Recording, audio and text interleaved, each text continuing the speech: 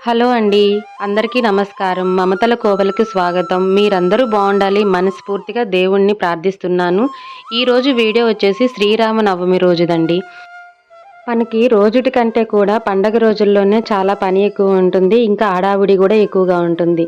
ఆ రోజు యథావిధిగా నేను ఉదయాన్నే నిద్ర లెగిసి ఇంకా ముగ్గు పెట్టేసుకొని అన్నీ శుభ్రం చేసేసుకున్నాను. మామిడి తోరణాలు అవి కట్టేసుకొని ఇక గుమ్మాలు అవన్నీ చక్కగా పసుపు, కుంకుమలతో పూజించేసుకున్నాను.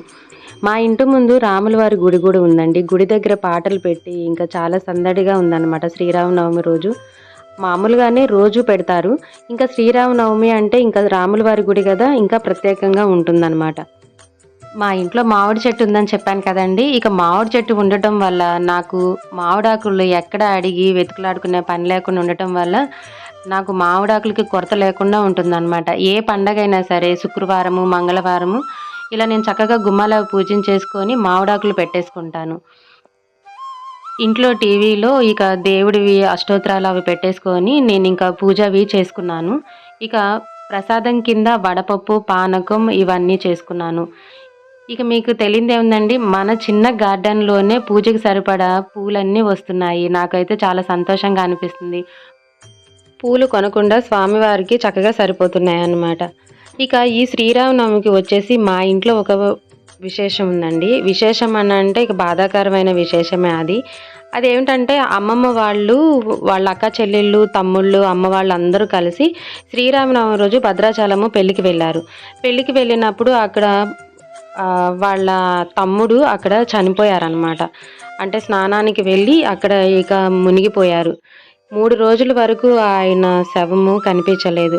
అందుకని చెప్పి అమ్మమ్మ వాళ్ళకి ఈ పండగంటే అస్సలు ఇష్టముండదు. ఈ పండగ అసలు పూజ కూడా చేయరు కదా! ప్రసాదాలు కూడా తీసుకోరు. అక్కా చెల్లెళ్ళు ఎవ్వరు కూడా అంతే. కాకపోతే ఏంటంటే ఇక నా పెళ్ళైన దగ్గర నుంచి, నేను వెళ్ళిన దగ్గర నుంచి మాత్రం నన్ను పూజ చేసుకోమని అంటారు. పూజ చేసుకోనీయటానికి నాకెలాంటి అబ్జెక్షన్ పెట్టేవాళ్ళు కాదు. కాకపోతే అమ్మమ్మ వాళ్ళు మాత్రం చాలా బాధపడతారు. వాళ్ళ తమ్ముడిని గుర్తు చేసుకొని అందుకనే మాకు గూడా ఈ శ్రీరామనవమి వచ్చినప్పుడల్లా అమ్మమ్మ వాళ్ళు ఎలా బాధపడతారు అనని చెప్పి మేము అనుకుంటూ ఉంటాము. ఇక నేనైతే ఇంకా పూజ చేసేసుకున్నానండి. పూజ చేసుకున్న తర్వాత మా ఇంటి ముందే రాముల వారి గుడి అని చెప్పాను కదా! ఇక మా ఇంటికి గుడికి ఎంతో దూరం కూడా ఉండదండి. మా ఇంటి ముందే గుడి అనమాట. అందుకని నేను పూజ అవన్నీ అయిపోయిన తర్వాత ఇక స్వామివారికి దర్శనం చేసుకుందామని చెప్పి వెళ్ళాను.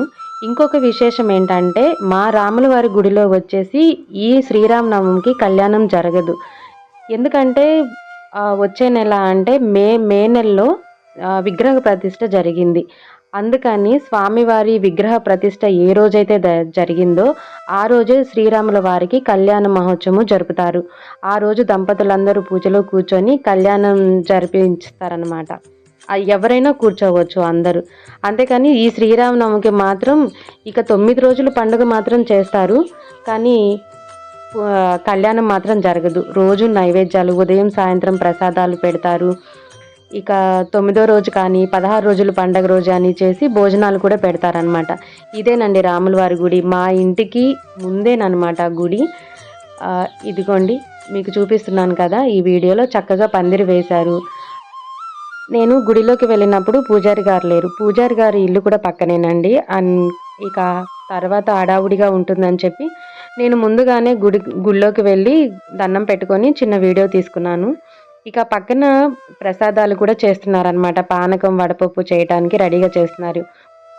ఇదేనండి ఈరోజు నా వీడియో. ఈ వీడియో మీకు నచ్చిందని అనుకుంటున్నాను. ప్లీజ్ నా ఛానల్‌ని సబ్స్క్రైబ్ చేసుకొని నాకు సపోర్ట్ చేస్తారని